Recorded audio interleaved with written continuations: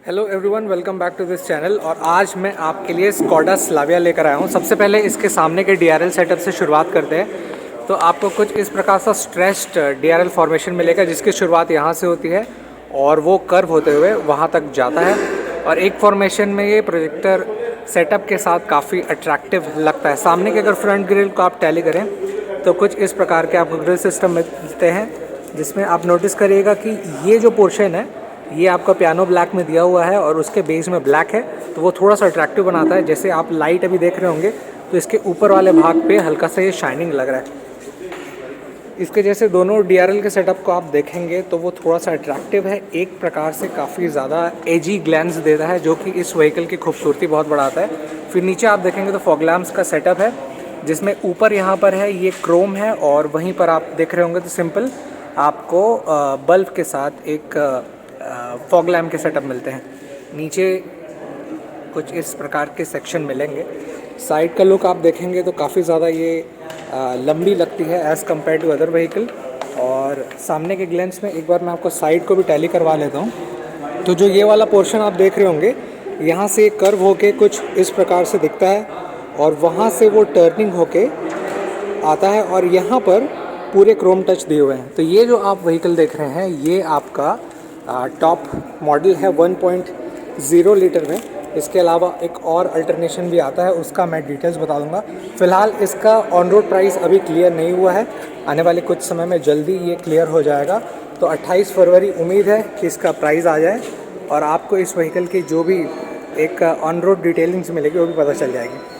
पीछे का back lamps का सेटअप कुछ इस प्रकार से है, जिसमें आपको स्प्लिट बैक लैम्प्स मिलते हैं जो कि एक कटिंग शेप में है और इस व्हीकल का थोड़ा ये ग्लेंस एक प्रीमियम सेगमेंट में देता है। कलर जो भी आप सामने देख रहे हैं ये ब्लूइश है और इस व्हीकल में टोटल आपको 5 कलर ऑप्शंस मिलेंगे, 3 वेरिएंट मिलेंगे, जिसमें से अभी आप टॉप मॉडल देख रहे हैं जो कि स्टाइल वेरिएंट के नाम से जाना जाता है। और इसके अलावा आपको एक्टिव, एम्बिशन और जो तीसरा वेरिएंट है स्टाइल वेरिएंट, जो अभी आप देख रहे हैं, ये तीनों मिलते हैं। इसके बाद इंजन को टैली करें तो ये 1.0 लीटर का मैं अभी इंजन डिटेल्स बता रहा हूँ और ये 3 सिलेंडर इंजन में है, जो आपको 115 bhp का पावर और 178 न्यूटन मीटर टॉर्क देता है। और जो स्टार्टिंग में मैं इस व्हीकल की खूबसूरती बता रहा था, आप स्ट्रेच आउट वे में देखेंगे तो सामने टिप पॉइंट से लेकर पीछे तक वो कुछ इस प्रकार से लंबा दिखता है और अट्रैक्टिव है as compare to other vehicles. और अब मैं इसको थोड़ा इंटीरियर आपको दिखाता हूँ। तो इंटीरियर आप टैली करेंगे तो कुछ इस प्रकार से है, जिसमें स्कोडा का लोगो मोनो और क्रोम टच में, और इसके बेस में आपको पियानो ब्लैक फिनिश में मिलता है। ये कंट्रोलिंग सिस्टम है आपके एमआईडी स्क्रीन के लिए, और ये जो सेंटर में इंफोटेनमेंट सिस्टम रहता है उसके लिए ये प्रोवाइड कराए गए हैं। और साइड से अगर आप एक ड्राइवर पर्सपेक्टिव के हिसाब से देखें तो एंट्रेंस में घुसते साथ ही आपको कुछ इस प्रकार से लुक्स दिखेगा, जिसे मैं ओवरऑल अभी डिटेल बताता हूँ। तो सबसे पहले मैं अभी अंदर आ जाता हूँ। तो जैसे मैं अंदर आऊँगा तो सबसे पहले एक बहुत ही ज़्यादा अट्रैक्टिव इंटीरियर मिलता है और इस इंटीरियर की बहुत सारी अच्छी बातें हैं। मुझे इसका पियानो ब्लैक फिनिश काफ़ी ज़्यादा अच्छा लग रहा है, क्योंकि ये पियानो ब्लैक फिनिश का थोड़ा टच है वो आपके डोर ओपनिंग जहाँ पर है, जहाँ क्रोम के साथ ऊपर कवर अप में जो ब्लैक पियानो ब्लैक दिया है वो हल्का सा बेहतर लगता है। वही सेम अटैचेबल लाइनिंग होते हुए एसी वेंट्स के साथ थ्रू पास में ये पियानो ब्लैक फिनिश सामने भी आपको देखने मिलते हैं। वहीं पर आप नीचे देखेंगे तो ये एक डुअल टोन पैटर्न बनाने के लिए दूसरे कलर में मिलते हैं और सबसे ऊपर हल्का सा ये रबी गेस्चर है और ये आपको ब्लैक में मिलता है। अब बात करते हैं इसके इंफोटेनमेंट सिस्टम के बारे में।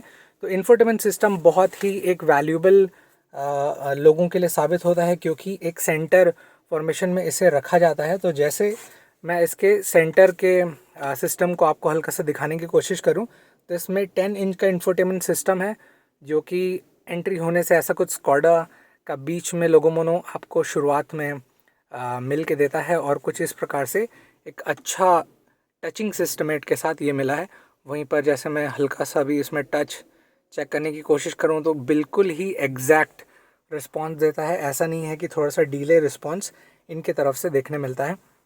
और वहीं पर अगर मैं इस तरफ आता हूँ, जो कि MID स्क्रीन है, जो बहुत ही ज़्यादा इम्पॉर्टेंट चीज़ किसी भी व्हीकल के लिए साबित होता है एक ड्राइवर पर्सपेक्टिव के हिसाब से, क्योंकि ये जो इंफोटेनमेंट सिस्टम है ये सबके लिए अनयूजुअल बहुत काम करता है। तो अगर को ड्राइवर भी है तो वो अगर बैठा है तो उसे भी ये अच्छा फील होगा। पर सबसे ज़्यादा जो एक बायर होता है और अगर वो ड्राइवर है, मतलब वो खुद अगर गाड़ी चला रहा है, तो उसके लिए ये बहुत ही ज़्यादा यूनिक चीज़ या फिर कह सकते हैं यूनिक पॉइंट में USP साबित होता है। तो इसमें आपको एक गज़ब का MID स्क्रीन मिलता है, जो इस व्हीकल में जो दिया गया है उसे 8 इंच का दिया है, और इसे एक वर्चुअल कॉकपिट के हिसाब से भी कंपनी ने रखने की कोशिश करी है, जिसका डिटेल मैं अभी बताऊंगा। तो जैसे आप शुरू करेंगे तो यहाँ पर आप देखिएगा कि सामने का जो MID स्क्रीन है उसमें अभी सामने का DRL ऑन है, तो उसका एकदम करेक्ट क्विक इन्फॉर्मेशन बता देता है।